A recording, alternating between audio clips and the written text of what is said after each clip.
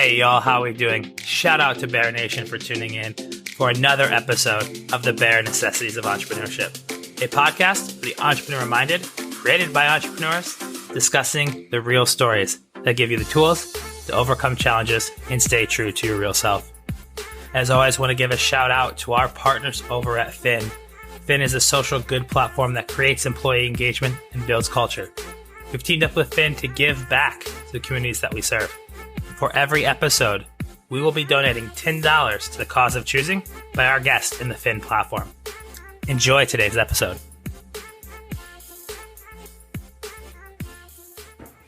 Hey y'all, Bear Nation. Once again, we are back in action and excited to be kicking it with my boy Renauld. Renauld and I go back. So Renauld and I, just so happens we're both from Kansas City, Missouri, which we'll get into. We also went to college and played football together. I'm sure we'll have a few stories popping in there from the old days at Simpson College. What up? And excited to talk about his business, Material Opulence. So Renauld was born and raised in Kansas City, Missouri, has a bachelor's in graphic design from Simpson, graduated with me in 2010. He's now the owner of a clothing brand called Material Opulence.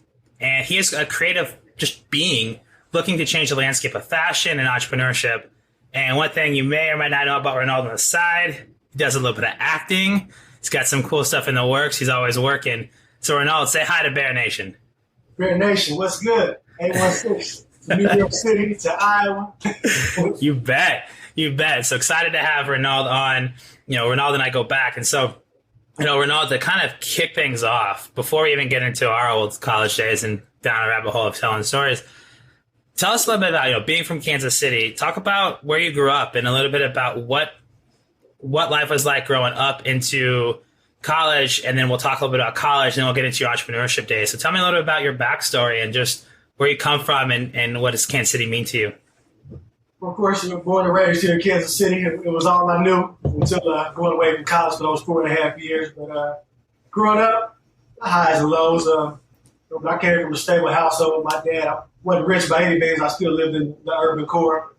And would have went to high school out there. And of course, my dad sang something, and I sang something. And a lot of my friends, of course, those things that you see on the movies and TV shows, that is very real. So I come from that environment, but thankfully I didn't let it sway me away from what I wanted to accomplish in life, which was to graduate college, something my parents never did. So born and raised, lived in the urban core, but when I was in 8th grade, going into my 8th grade year, my dad sent me away to school in the suburbs. I lived with my uncle, and that's how I ended up going to Blue Springs High School. And, you know, was an athlete growing up, and I knew that football would take me places. It took me to Iowa.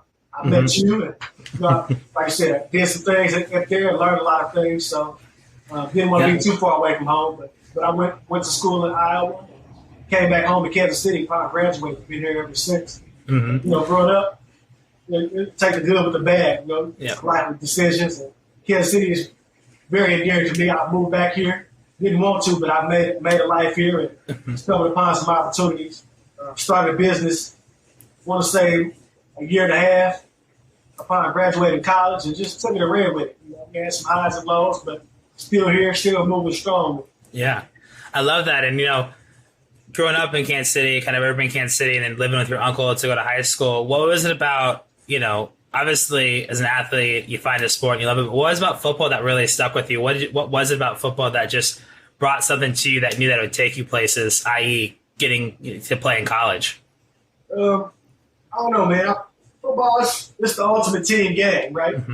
You know, you need everybody else. Those pieces got to come together. You know, that brotherhood, that bond. You guys have that one common interest, right? You get to be physical, put some hands on somebody, and not get in trouble for it. Why not, right? All the fights I did growing up. I mean, you mean I can do this and not have to worry about the consequences? Why not, you know? But it's that brotherhood, it's that bond. And, you know, and that end result, that championship, hosting that trophy, getting that ring, man, there's no feeling like it. So one of those sports that you love. I mean, I love basketball too, but you know, it's more individualistic. But that brotherhood, that bond that you share with everybody, man. So, and the emotion behind the game. So it's something I love, you know. I don't know if I really put it into words, you know. I feel I can't do it. I feel you. I mean, you know, for me, it was about I love baseball, and I thought I wanted to play college baseball, but I ended up playing football with you at Simpson. And there was something about just you get only so many games, right? You get 12, 13, 14, 15 games in a season to make a mark, and you work hard for those games. You work all week for that one game a week.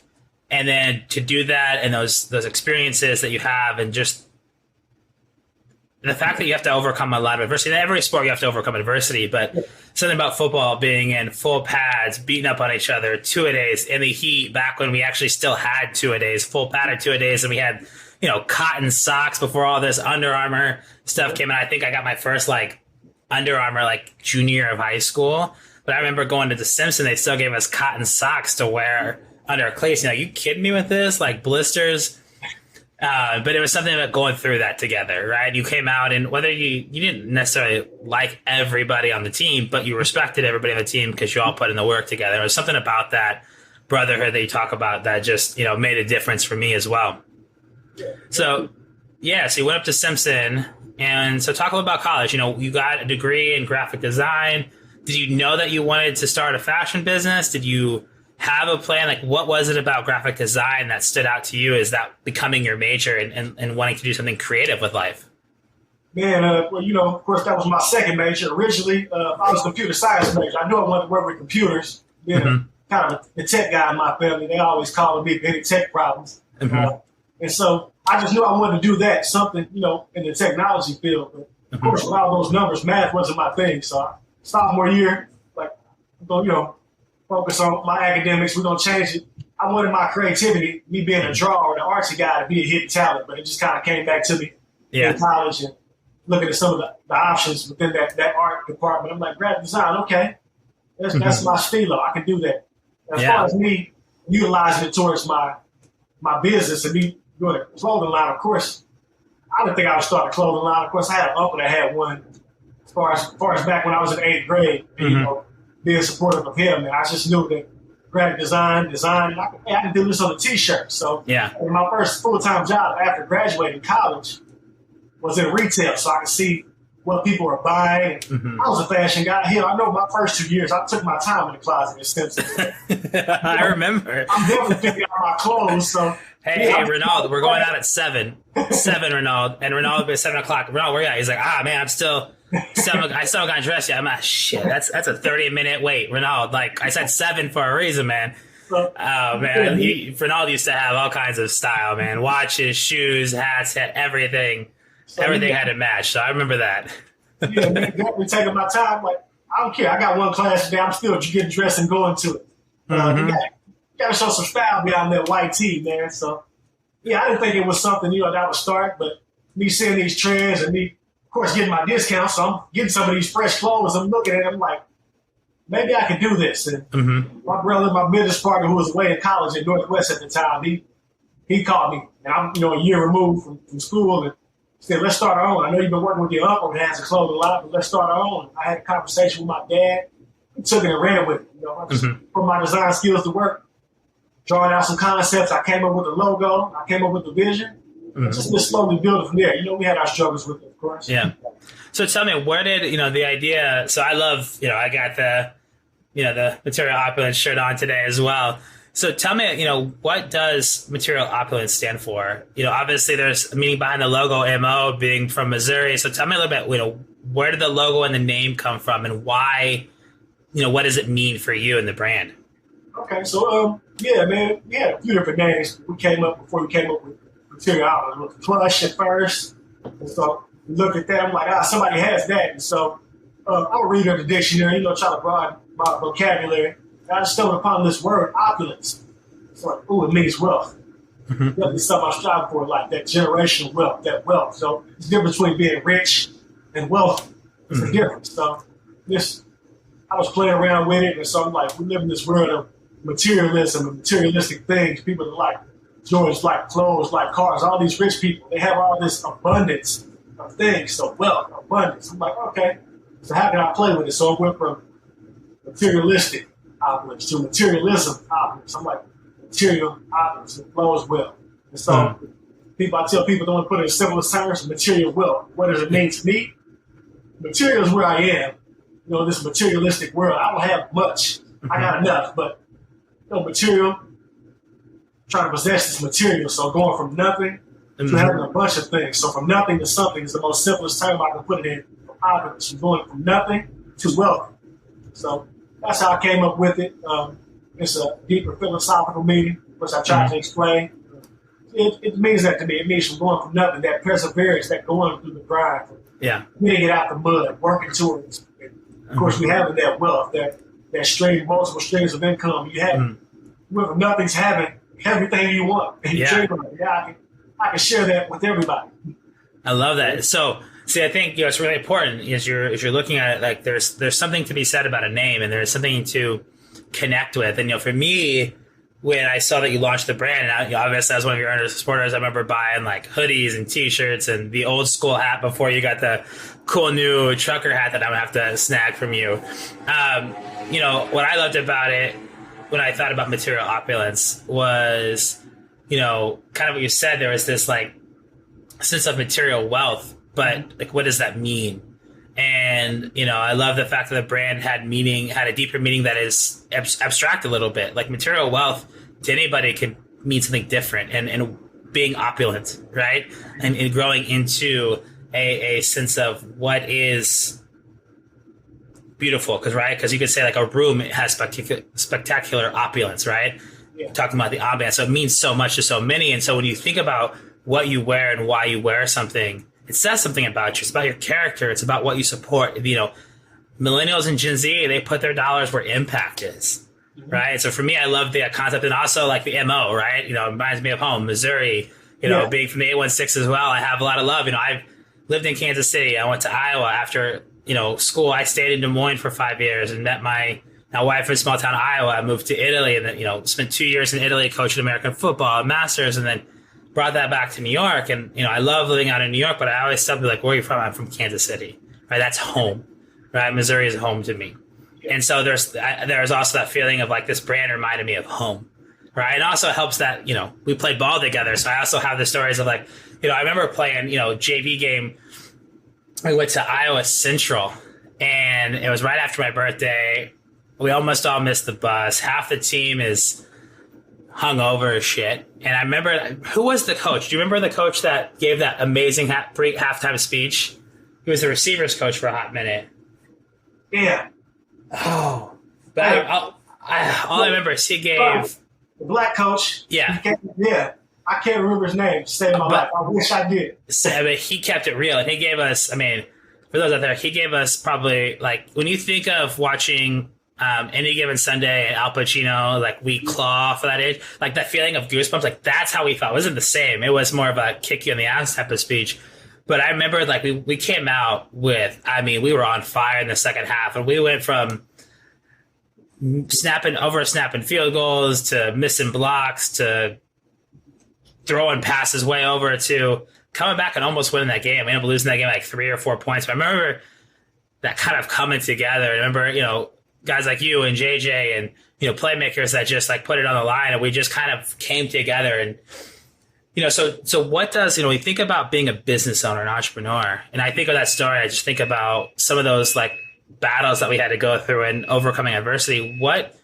As a business owner, what are some of the lessons that you took away from playing college football at Simpson? Like, is there some lessons from the game of football that have made you a better entrepreneur because of some of the things that we've gone through in a game like that? Well, of course, you realize as a business owner, no matter how much you think you can do, it's never done alone. No matter somebody says, well, yeah, this is my business and I did, it's never done alone, all right? Mm-hmm. There's some pieces there that help you along the way. No matter what I try to do by myself, I still find myself, like, I need my partner here on this side. So definitely, tell you those bonds that you build, even on the football field, right? You're going to need some help somewhere along the line. Mm-hmm. And definitely being able to utilize those skills, that preparation. You practice here, you practice there. So my practice, as far as being a business owner, was the trial and error with, even as a graphic designer, right? Mm-hmm. Trial and error with design here, design there, till you figure out something that works. Mm-hmm. And it's no different as a business owner. You'll try something here because you don't know what's going to sell. Yeah. It's trial and error. So I'm gonna get X amount of colors in this one. All right. But we only got a short run. Okay. This is the one that's going. We're gonna mark this price down here. We're gonna up the price on this because we know this is selling. Right? Mm-hmm. It's trial and error. So that's no different with the playbook, with the depth chart. This guy's a speed guy. This guy's a power guy. Well, I'm gonna use him on short yardage. I'm gonna use this guy on longer yardage.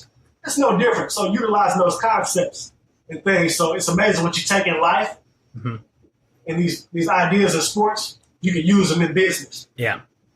Yeah, absolutely. And you know, it's something that always stuck with me is when I think about making decisions, like sometimes you just gotta go with your gut. You gotta know what you know and go with what you know. And whether that's the right answer, the wrong answer, sometimes you just gotta take it and do, right? And see what happens and see what comes up. So that's what I love about entrepreneurship, right? Is you got to do. So you launched Material Opulence, right? So you came up with this, you and your business partner decided, we want to do this on our own. We want to create our own brand. And you did this as a side hustle to start, So talk a little bit about when was that moment, right? So we talked about high school and, you knew that you wanted to graduate college and football would help get you there. So you went to Blue Springs and you went to Simpson, you played ball and, the first degree didn't work. The second degree, graphic design, fell in love with and turned into something. You came back, you worked in retail, seeing these things happen. You did some other things. I know you worked at Cerner and whatnot, and now working for the city. But when you think about launching this business and doing that as a side hustle, what was that like? And how did you balance having a day job with, doing this business and launching and coming up with new ideas? How did you manage the two things and run that from your day to day? Well, of course, it's prioritizing, right? I know that day job, that's usually the guaranteed money, right? Mm-hmm. They owe me at the end of the day. So doing this, but I know this isn't the long-term goal, right? Mm-hmm. I realize it's somebody that's working. Like, I got a problem with authority. I got a problem with people telling me what to do and things like that. I know I don't want to be doing this forever. So as far as balancing it, I was so excited. I couldn't wait to get home and work on my business. Like, this is what I want to do. I'm designing. Can I get the dress? Can I get to sell this to somebody? Like, the balance was fine because I'm only giving them 40 hours. Thankfully, I'm not doing these 12-hour shifts, giving them 60 to 72. Everybody gets 24 hours in a day. Yeah. I don't know if I'd have the energy to put it towards my side hustle. And so I wasn't taking it or viewing it as a side hustle. I was viewing it as something that I really wanted to do. Mm-hmm. Now, along the way, I had setbacks because certain times, maybe I didn't get a raise at this job. Maybe I was laid off at this job. So got to find some funds here to support my dream. The balance is always there. Depends on how much time I want to put into this business. Because really, you're only going to get out of it what you put into it. And so, balancing was easy. It just mattered of, how much time do I want to put into it? Am I allocating the time correctly? Am I designing here? Am I putting together a marketing strategy here? Am I getting the materials here? Are they coming in on this day? Can I launch the product this day? Because timing is everything when you're doing a business. So balancing between a full-time job. Hey, don't fuck up, don't get fired because this is guaranteed money supporting my dream. So tolerate it, deal with it. Yeah. And make sure you're investing consistently into your business because this game can pass you by. You got to be consistent when it comes to clothing and apparel. Absolutely. I think that's an important part right there is that, some people jump full into entrepreneurship and they just launch a business. Sometimes it starts as a side hustle and turn, and both have their own merits and there's both paths that you have to take and go on. And you made a really, big piece that you said there is I was so damn excited to get home and work on my business. So what you did is you prioritized your day job and the fact that I'm going to do what I need to get done. I'm going to do it well, right? Not to get fired, not to mess up. I'm going to do the job well because that's what I'm getting paid to do. But the excitement to get home also probably allows you to say, hey, you know what? I got to get this done today so I can get my ass out of there at 5 o'clock and get home and work. And so then you get home and you work, right? We know this hustle culture. It was like, I got to always be hustling. And there's a difference between hustling and passion and doing something because you love it. So did you ever feel like burnt out? Did you ever felt like, okay, I was putting my 40 hours in here, I was getting home and materials and design. Did you ever feel burnt out, or how did you just manage the emotional toll of doing both sides? Or did it did it really not bother you because there's just so much passion and love going into it? The passion and love never really left. But yeah, there was times when I was burnt out, especially with some of the jobs where I was physically demanding. Mm-hmm. So before I say the physical tolls on me, there was definitely some times where I was physically burnt out and maybe I procrastinated with shit. I'll just get to it tomorrow. I'm drained. So yeah, definitely the times where I was burnt out, but never burnt out on my business. It was just more the physical demands of my day job kind of affecting business. But I was never burnt out and on that. And even an emotional toll, because there was jobs I had that I know wasn't really paying me shit. So I'm like, everything got to go towards life, not necessarily business. So it definitely took an emotional toll on me as well. But, these last couple of years or so, it's definitely, taking a toll as far as me being consistently getting back and forth with my business. So, yeah, there were times where I was definitely burnt out with it. But, frankly, I was, been mentally tough these last couple of years and I've been able to put that consistency behind it. Mm-hmm. And so, I think that's key because I always like to ask this question because some people are like, they commit to something for a minute until they burn out and then kind of like working out, right? And, there's a time and place for everything where you need to say, hey, I need to take a break. I have to get that tomorrow because I need to sleep. I need to rest. But the key thing here is that mental toughness, right? This is my business. This is what's taking me in the future. I need time to relax today, so I'm going to take that time for me because then I can be more intentional because it's not about hours worked, I think. In my opinion, it's about what's our intentionality into what we're building. And so instead of saying, I'm just going to go home and grind on this and hustle because that's what society tells me, no.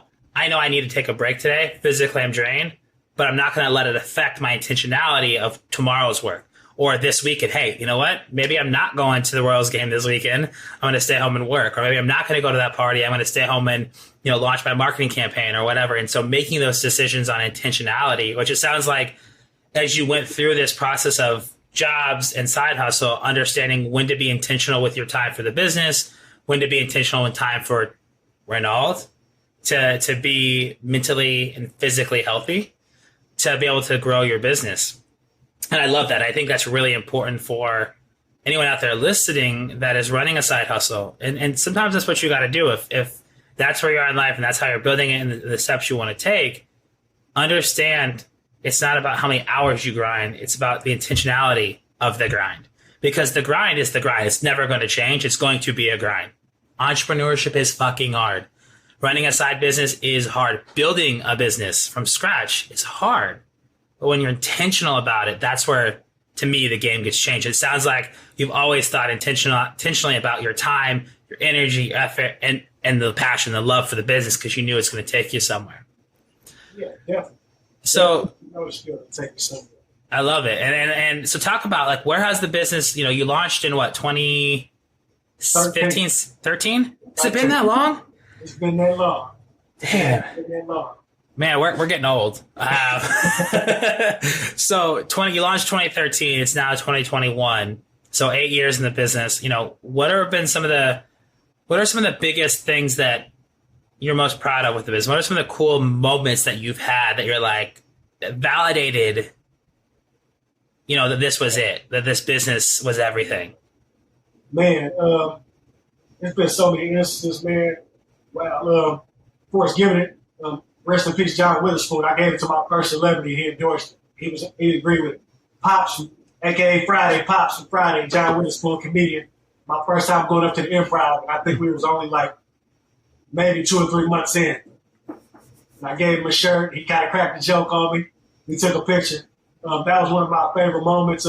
Giving it to celebrities before, and we were really just starting. So that first year, giving it to celebrities, John Witherspoon, Macklemore, give him a shirt, things like that, man.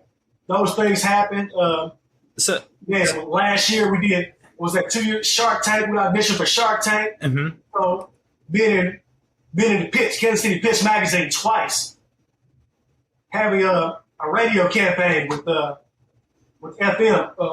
FM this past fall, man. It's just building those connections, man. There's been so many highlights in a business that's really not even on a global scale yet. So yeah. We definitely had a lot of highs with this thing. So you just walked up to Pops from Friday and gave him a shirt at an improv club, like just, hey, I started this business. welcome to Kansas City. Like, what was that like? And Macklemore too? Like, what? So I got to back up for a second. How did you approach this? Like, how did you just go and do that? So, I mean, I went to so I'm talking about being intentional, right? So I had this bag with me. I had some shirts with me. I knew I was, in my mind, I'm going to get these guys some shirts, okay? So, like, I've never been to the Improv. Like, I want to see him. He's a funny guy. So I seen him, and I'm like, let me stick around after the show. Maybe I can get a picture. Maybe I can talk to him about the business. And so I did that. And immediately after the show, he was like, yeah, I'll take a picture with him. This is what it costs. Cost me $20 to take a picture with him, right? Mm-hmm. No problem, right? Like, hey, hey, Pops, I started this business. You mind us holding this up? And I'm going to give you the shirt. And, we took a picture. He's like, oh, yeah? He's like, well, good luck with it, young man. He shook my hand. So I was definitely intentional with it. And a few other celebrities that came and did comedy shows, I had them shirts. And then I knew that Macklemore had this song out. I'm trying to think what it was called, but him and Ryan Lewis. Thrift Shop, right? Huh? Was it a Thrift Shop one? It wasn't a Thrift Shop, whatever. It's like the Silly Can't Hold Us was the chorus. Yes. That song's awesome. So that song was the number one song in the country at the time, right? And he was performing in Power Life. Intentional. I'm like, I'm going to get there and I'm going to get close to the stage. I'm going to give him a shirt, okay? And so I was having to run into security towards the end of the show because I tossed the shirt on stage, see him be catch. He's like, he didn't catch him. Like, security. Ran into security. I'm like, hey, I tried to toss this shirt to Macklemore. He was probably walking off stage. I'm like, can you give this to him? So came back here and he gave me the thumbs up. Like, yeah, I gave it to him. And his drummer came back and gave me a set of the drums. So I still got those drumsticks. All right, I still got them and I hold them to this day. I love it. It was just about me being intentional. Of course, I had on some gear. I got on the shirts. Like I said, we were just starting a few months in. Those are here to miss, right? Yeah. So maybe he posted it, maybe he didn't, but we didn't have the social media presence. We didn't have anything. But the fact is we had the wherewithal to think about that and forward thinking as far as my research on it, seeing how some of these other brands kind of blew up, being intentional, getting them into the hands of celebrities. And it's just going to take one post to get us there. So, I just had a meeting about that, and we put together our next plan to get on that. So we were doing that early on. We're just trying to get back to it. Yeah. So, it's just being intentional, having this idea, if it's in the right hands, it doesn't matter. Yeah. We can just have this MO on it. But guess what? If Macklemore was to post that at the time, game over, right? Exactly. So just being intentional about it. Shoot your shot. I mean, what's the worst that could happen? Nothing happens, right? All you do is say no, right? That's it. But like the no fear aspect, right? Again, that mental toughness we're talking about. Like you have to be not afraid to be rejected as an entrepreneur. Like you start a business, not everyone's going to love it. Not everyone's going to support it. Not everyone's going to, buy. But you never know that if Macklemore's going to wear it or not. Maybe he did. Maybe he wore it around with people. It's like, what is this? And you didn't have the social media presence to tie it together. But the fact of the matter is that you tried, and if nothing else, it got in his hands, right? At the end of the day, and like so many of us are afraid to like at a show go do that, right? And the crowded power and light to walk up and a bunch of people at a show, like. But thinking about what all it takes is one opportunity, one chance, right? I love that, and it's a continuation of those moments, right? So that's so cool. So that's awesome to hear that you kind of put that out there and just trying, right? Connecting to many people. It's all about networks. So talk to me a little bit. You have a business partner, right? Your brother, you said? Yeah. What's it like working with your brother as a business partner? Oh man, you're talking about two completely different people, man. So it's interesting, right? But he's just as important as I am. I'm like the creative guy. He's the business guy. I mean, without him, I'm not sure if we would have started. I think I would have just been hanging on and working closely with my uncle's clothing brand. So, I mean, it's good because, I have two different perspectives. It's like he sees a different crowd, with the younger people that our age when we were in college. So he's connected with those. His barber's around that age, that's 5 or 6 years younger than us, hanging out with these late teens and 20-somethings. So he sees what I don't see, right? So it's give or take, We clash all the time about business ideas, but the fact is we're still in business. And so clash all the time about things that we're doing and what we're going to do. What about this product? No, I don't like that. What about this? And so and how we're going to market and how we're going to build it. So two is definitely better than one because what I find attractive or maybe something that's cool that we can put out, maybe he doesn't. Yeah. And vice versa. So we're able to combine those things and come to a common ground without compromising. our business integrity and what we want to do. Yeah. I love that. I mean, in one of my business, Half-Day Group, which I run, it's a U.S. go-to-market sales and service. I have a business partner, and I love it because, I'm more of an idea, like, oh, I have this idea, and he's like, give me 24 hours to figure out how to do it. Right? And he'll like go figure it out. And like, then we'll be like, hey, this doesn't work, or I don't like this, or we shouldn't be doing. And it was that back and forth. Sometimes you need that perspective. You need somebody to challenge you. If everyone's just supporting you, saying, yes, do this, and not giving you actually like critical feedback and challenging you and pushing you, you're never going to really grow. So I love that there's a lot of growth that happens in those conversations with you and your brother. Sometimes working with family is good and sometimes bad. I used to work for my dad as my shift manager at Pizza Street over in Gladstone. And I remember how tough that was. And it's a lesson I learned early that sometimes you got to balance the personal from the professional. Hey, this is not brothers fighting. This is business partners fighting. It's business only. So let's keep it business. And then when you're done, remember, it's still family. It's still for the good of the business. And I know that's not always easy to do, especially with your little brother. But yeah, man. I mean, that's what they say, right? Don't start business with family and friends, right? Because it's that separating the personal from the business, right? Mm-hmm. They say don't do it, but I mean, sometimes it's give or take, right? Because maybe somebody you don't know, they may not try to take advantage of you. They're in this for the business of the right cause. And somebody that you do know, they know you, they feel they can get away with this or that. And, don't worry about it. We'll get to it later. So, it's balance, having that balance. I absolutely hated working for my dad, especially when you had this restaurant. I absolutely hated it, right? The family from the business, right? So, him talking to me now about business, we still have those type of clashes. Like, you're telling me how to run my business, right? And you're not in this. Yeah. And you wonder what you being my dad, or you trying to be a business consultant. So I'm not looking at it either way. Yeah. And you wonder where Renauld has a little bit of issue with authority. Probably working for his dad wasn't always a good thing for young Renauld. So tell me, what's the plan with Material Opulence? What are you hoping to do in the second half of 2021 as you run into 2022? It's still a side hustle. You're putting a lot more gear out. You're putting a lot more, push on social. So what's the goal? What's the business plan as we look at the second half of this year? Man, right now we're getting back into pop-up shops and things like that. Like I said, we've been consistently trying to put out products every month, whether that's a product or an accessory, and product don't talk back. It's just the consumers. We put the product out there. Mm-hmm. So it's just a matter of us doing these pop-ups maybe once a month, once every other month, and just trying to bring out maybe exclusive products to those pop-ups. And also not necessarily a rebrand, but a revamp as far as pricing and just the type of look and feel we want for the brand. We feel that a lot of celebrities and things like that, they make brands what they are. Yeah. So we're definitely trying to bring out some more brand awareness with the plan, like the meeting we just talked about, moving forward. Utilizing our resources, knowing we have access to certain people, certain teach players, certain rappers or entertainers. So we had access to these people. Like we didn't have them before, even when we started out our first year. But now that we're getting this pushback and more consistency with our brand, we put together a plan. So now we're about to actually utilize those resources. Like I told you, that one post is going to take us. So we put together a plan for that. And so hopefully you'll be hearing a lot of big things from Material Opulence this second half and going into 2022. Hopefully we've made that full transition of not dealing with authority. We are the authority. We're full-time and doing numbers and utilizing these funds to expand the business.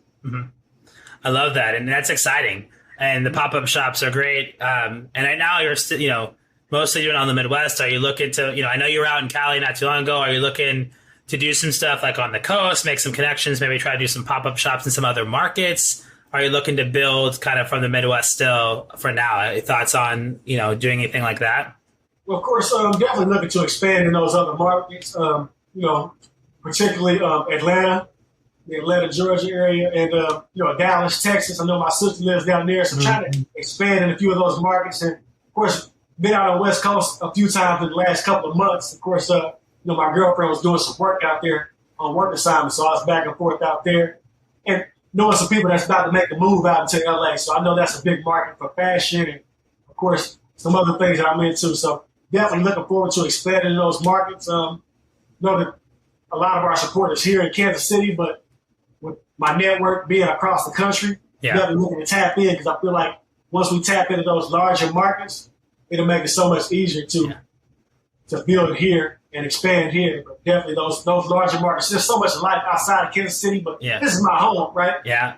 And a lot of times it's this crabs in a barrel mentality here. So I feel like they're not going to support it if someone else is supporting it. So that's why we're looking to expand this into some of these other larger markets and getting a push there is going to build some brand awareness here. Yeah, and be strategic. I love it. So, one of the things that you talked about earlier is you didn't have social media presence. So how have you and how do you plan to really grow the social aspect of the brand to create that brand awareness, to really drive that forward? Do you have like a social plan, and what are the platforms you use mostly to drive brand awareness for the brand right now? Of course, we're on Facebook, Twitter, and Instagram. And of course, algorithms aren't our friend when it comes to social media. So it's the timing of it. Maybe that one post per day, not necessarily from our business social media, but maybe from my social media, but tagging the business. Yeah. So just that one post per day at the perfect time with the product placement. Yeah. Whether I'm looking at the camera, whether I'm this or not. Yeah. So that's some of the plan as far as with the social media push to kind of build that following. So that's that. And then also, like I said, with that celebrity endorsements that we're trying to get them to tag it or post it. So trying to get the pieces in order to do that. So to build that social media presence because it's free market. You don't really have to spend any money. If the right person posted, enough traction to generate to our website and to our social media. Where we'll get enough followers and whatnot. So it's just a matter of posting once per day, or once per week. And so trying not to fulfill, overload it because, algorithm. We just need the right people to see it. Yeah. Consistency, timing. If you're not on it, you should start looking at Instagram Reels, man. I've been putting out some Reels and getting a lot more awareness outside of my network.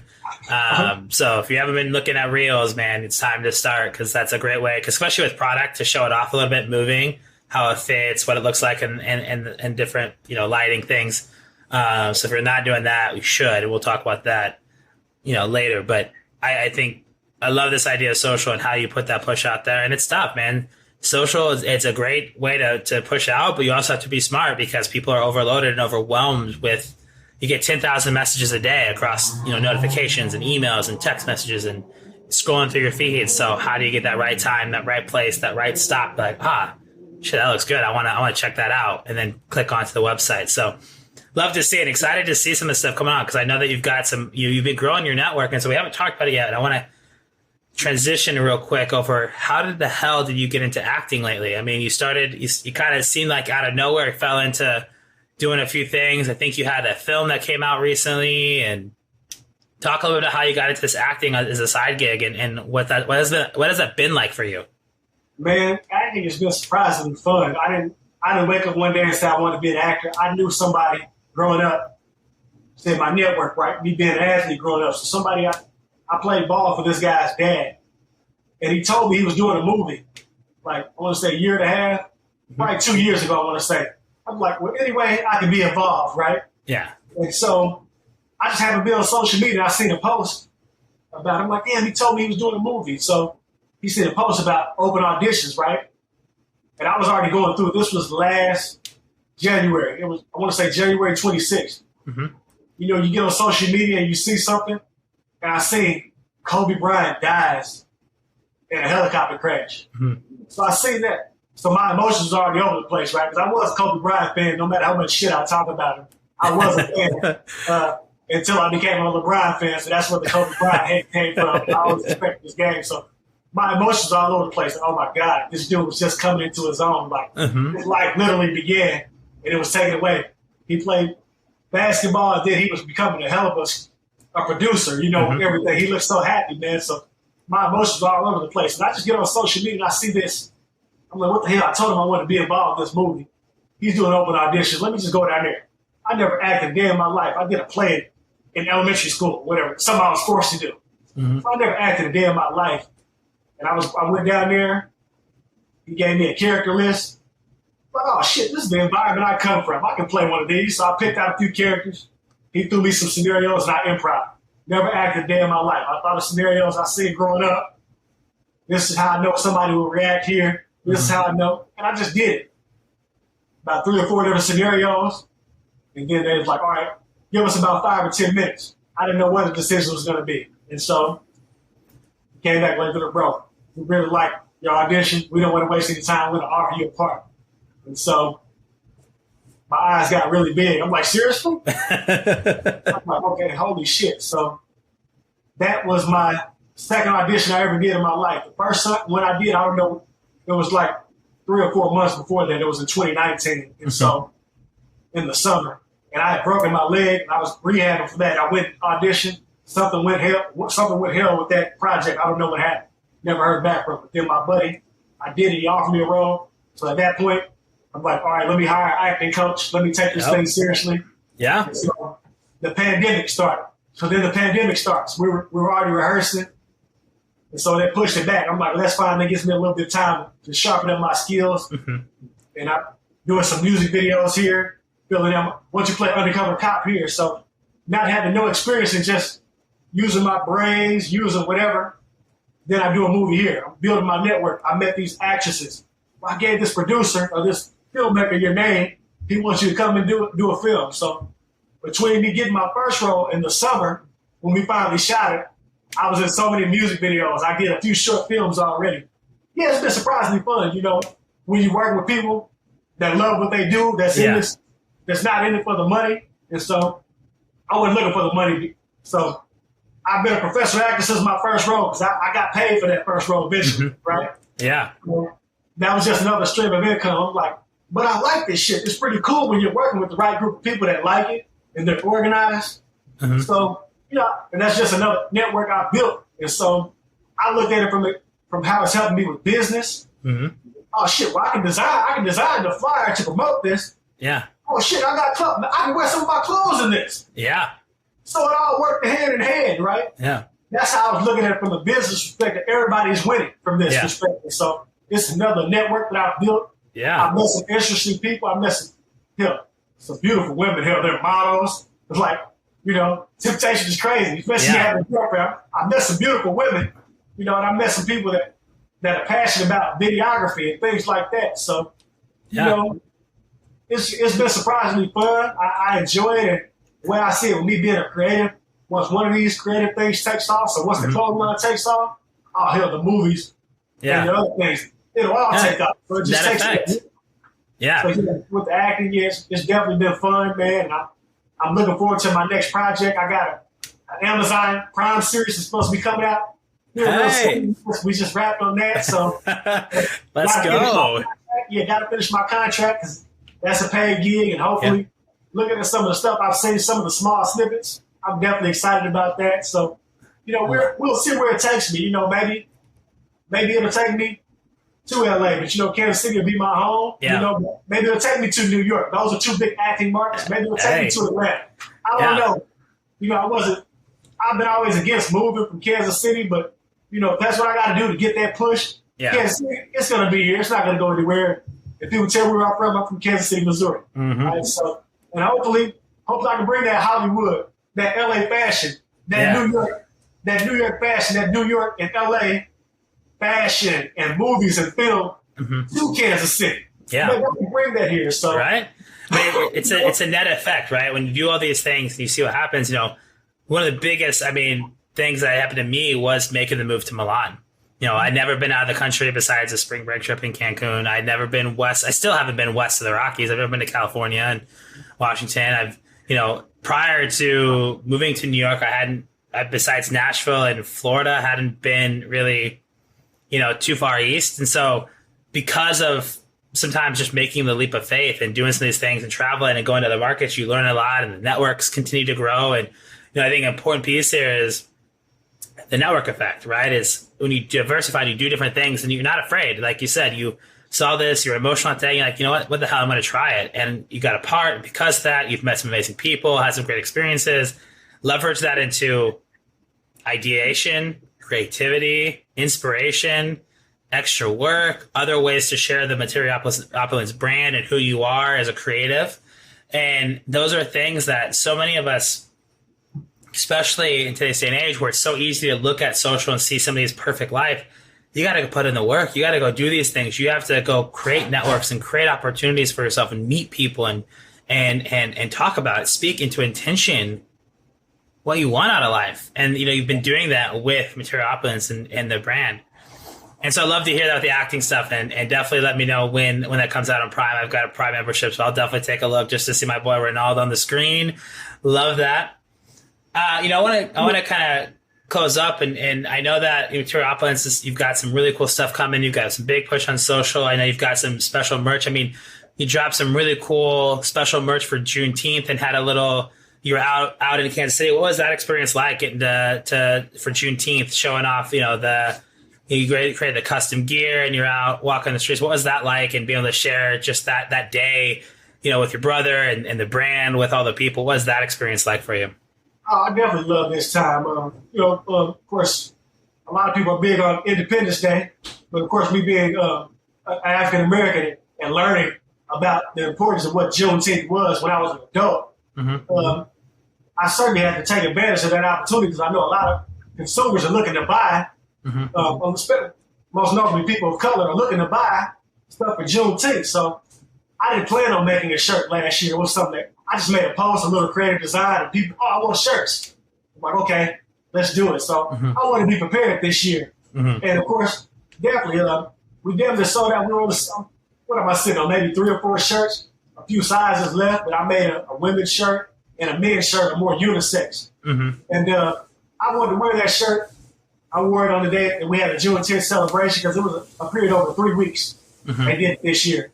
And June 19th, of course, they're going to have a festival. I'm like, yeah, I'm going to wear my shirt. And, of course, 9 people of color, even a few non-colored people bought it. So a white woman, oh, I love that shirt. Where can I get one? I had my bag as I was sitting on the last few shirts I had. Damn near sold out of all of them. But certainly that experience of people wanting to be a part of that celebration, the Emancipation Proclamation. Of course, people that don't know what Juneteenth was, June 19th, 1865 was the day that the last slaves were freed in the United States. So it is a big deal to me, and it's been a big deal since I really learned the importance of it. All this time in my life, knowing that Juneteenth come around, never really knowing what the importance was because I wasn't taught it in school. But learning about it when I was an adult is certainly endearing to me and very important. So I want to, share that experience with others and let them know the importance of Juneteenth. And it's just another demographic that we can share our knowledge with and our products with. So definitely an experience for me walking around with the T-shirt and people recognizing it and liking the design and wanting to buy it. And thankfully, the strategy, I'm going to have some shirts on hand with me. So if people want them, and of course, sold quite a few. I love that. And, I think, too, to be able to celebrate and, as you said, I mean, as myself, I didn't understand really what Juneteenth was until the last few years. And so being able to see that and see others celebrate and also be able to leverage that, it's a cultural thing. It's part of your business. And you get to bring that all back with the community and also educate others, I think is a really cool mission and impact.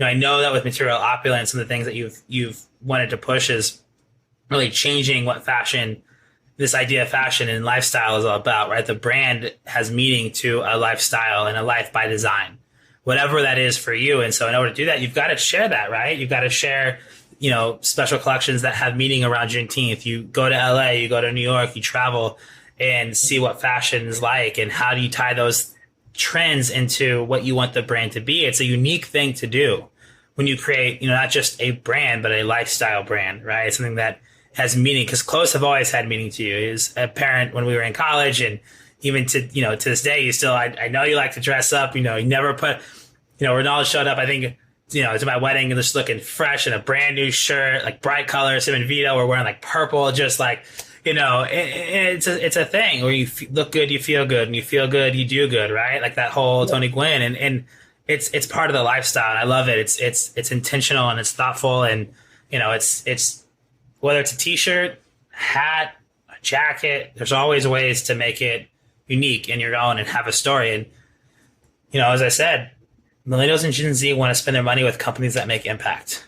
that, are local, that are doing things differently, that are changing the game, that are giving back, are creating community, different ways to be a part of it. So I thought it was really cool. I love the Instagram stuff on it, and I thought the design was awesome. So, I definitely loved it, and it was a really cool thing. And so I wanted to give you a chance to share that because I thought it was really unique to be able to celebrate that from a brand perspective and look at how do we give back to the communities that we care and serve to, and how do we create fashion to celebrate something like that. It's a big deal.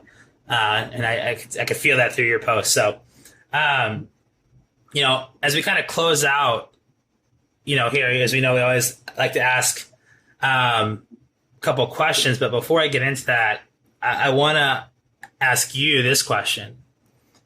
When does Material Office become a full-time gig? What's that look like for you as far as taking that leap of faith and going all in into the business? Do you have a plan for that? Is there a date set? What's that look like for you?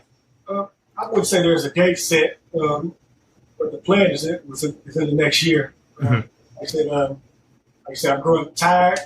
I have a problem with authority, with people telling me what to do instead of teaching, being demanding, things like that.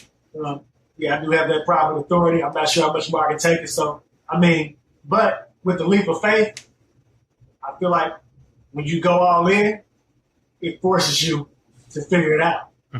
So I can't really put a date on it, but hopefully within the next year, because I feel like that's going to be the only way. When I can put 100% of my focus into this, that means dropping, doing freelance graphic design. That means being in the background on the acting thing, maybe just being a producer, giving out some ideas, things like that. So at some point, it's just a matter of me going all in with this thing because I feel like that's going to be the only way to give me that push that I need. Yeah. So, like I said, we just wrapped up a business meeting before with my brother and partner about how we're going to try to close out these next 5.5 months and build more brand awareness and us looking like we're a multi-million-dollar brand, even though so us trying to hopefully we have that look. Yeah. We know we ain't a multi-million-dollars, but we want to build that type of awareness and you build that push. And I feel like it's coming very, very soon. And I can't wait to share it with the world. I can't wait either. And for me, my push into entrepreneurship was getting fired. And, as with Half-Day Group and with Rise Up, we did Half-Day Group and we built that to a place where we're super happy. And then, as at the end of last year, beginning of this year, I really started pushing the Rise Up coaching side, the second business I started when I started both back in 2019. And, I remembered one of the things it's intentional. And I remember thinking, I've got Half-Day Group to a place where we're operating well and we can run the business without being all in all the time. I could run it. We outsourced some of it to Mexico and it was great. And I was like, okay, Rise Up, what do I want to be, right? How do I want to build this? And I remember one of those things is just, I remember sitting down with my wife and saying, look, like, if not now, when? Right? We're ready. Like, let's make it happen. Like, put all the risk. We're never going to get, I thought maybe I'd get financially stable. I'm never going to get out of debt. I'll get out of debt at some point, but, it's not anytime soon. There's no perfect time. And I just remember saying, you know what? Intentionality. Let's go make it happen. So I'm excited for you to be building that plan with intentionality on when you can make that step, and excited to see you on the I guess big screen, mini screen for the Prime, and hopefully one day on the big screen in a movie. I'm excited to see where the brand goes, and excited to share that with the world as well, because it's always cool for you and for me to have a connection with you, spending 4 years playing ball with you, and we'd gone through it personally and professionally with football and friends, and just college life, right? Things that we learned going through college, and to see you kind of finding that entrepreneurial spirit and leveraging that. It's been really cool to hear your story and see you take that to the next level. So I'm excited. So to get into it here, what advice would you give, to Gen Z, or millennials, or anyone really entrepreneurial minded right now that thinking about starting business? What would you say to them? Start now, stay focused. All right? Fear it's a psychological state of mind, because once you conquer that fear, you're afraid of heights or something like that.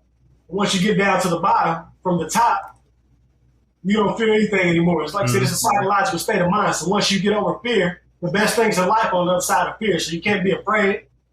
And I wouldn't say I was never afraid. I was worried when we first started off. I had a conversation with my dad. You don't have any kids. You just got student loans. What do you have that's going to hold you back? All you can do is fail, right? And so start now. If they got a business idea, or they got ideas, start now, because guess what? If you don't start it, somebody else will. You'll be kicking yourself in the ass about it. Yeah. So guess what? Start now. Don't worry about, it's going to cost this X amount of money. You don't have to start off about breaking the bank. Yeah. A couple $100, $50, whatever it is. A dream starts with nothing, and you build it day by day. So start it now. Don't let somebody discourage you, especially somebody that's not in business or not in the business that you're in. Don't let them discourage you or tell you what you can or can't do. Yeah. People call you crazy and things like that. Who gives a damn? It's your dream, right? Yeah. You make it happen, and just remember, failure is a part of the process. So it gives you a chance to figure out what you did wrong, and you get to do it again. Yeah, so that's my advice to the youngers. Like, start now and figure out the rest later, right? Yeah. You don't necessarily need a business plan, but you need some sort of plan. Yeah. You need to start. I mean, most of us don't start, and that's the problem. And you talk about the best things in life on the other side of fear. You got to lean into it. If you run away from fear, you're never going to grow. Growth happens when you lean into fear, when you conquer fear. So go through it. And you know what? If starting a business was easy, everyone would do it. I mean, you're not going to not fail at some point. You're not going to make a wrong decision that you learn from. You can't be perfect. You can't be perfect without learning. Perfection doesn't just happen. You don't just like, I'm going to figure out how to be perfect. I'm never going to make mistakes. Mistakes happen. Life happens. So I love that. What would you say your superpower is?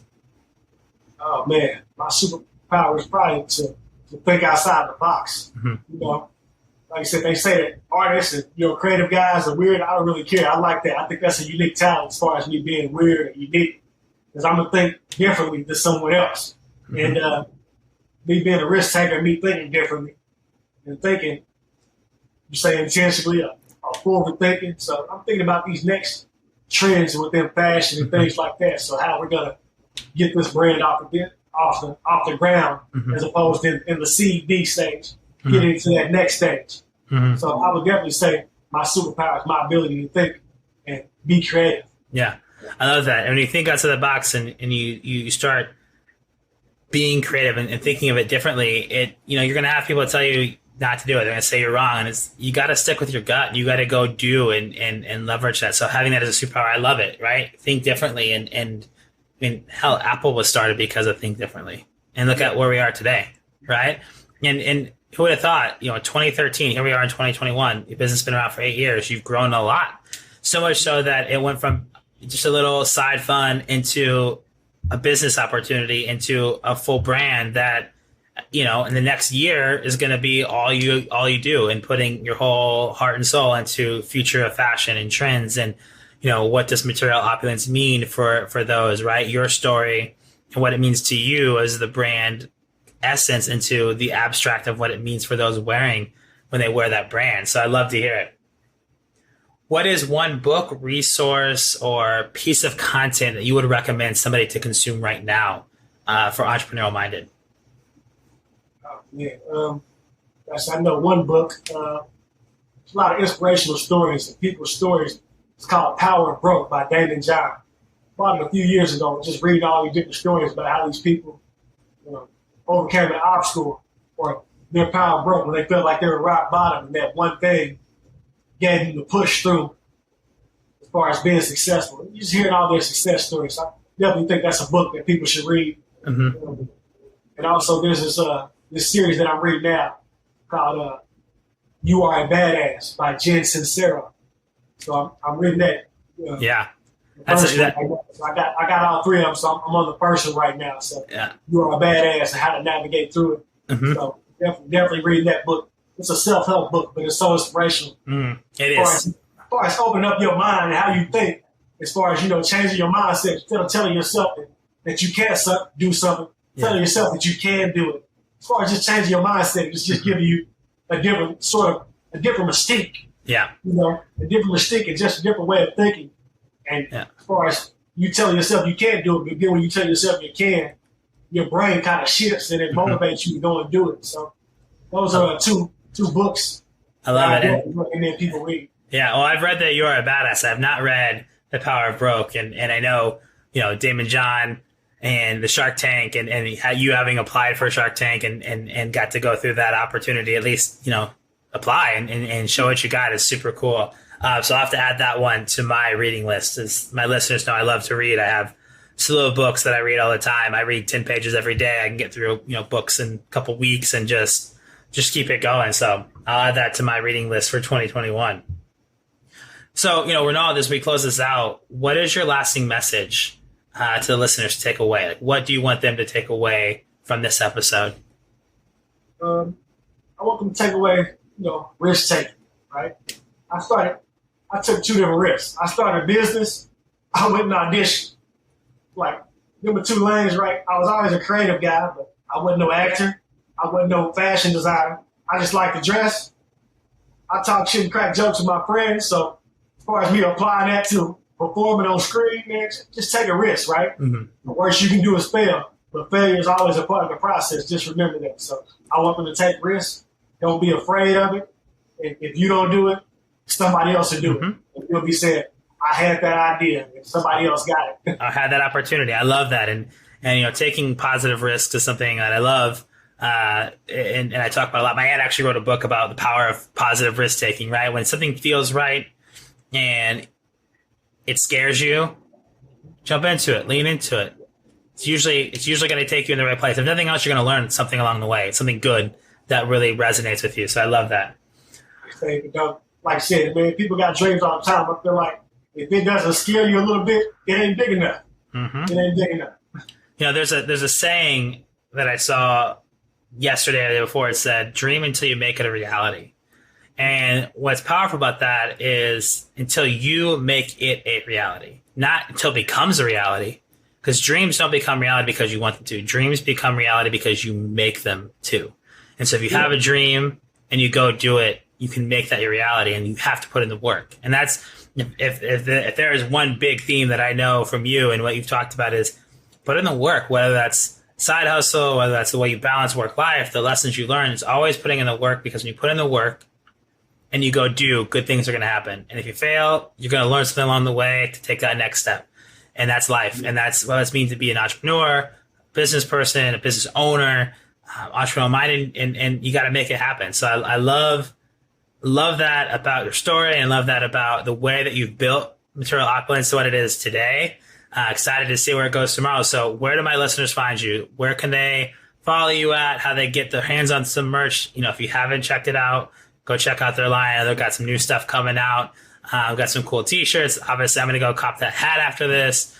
So where can my listeners find you?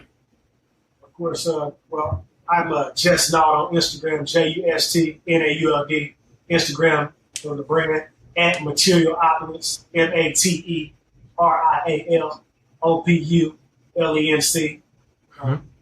at Mo_Opulence on Twitter.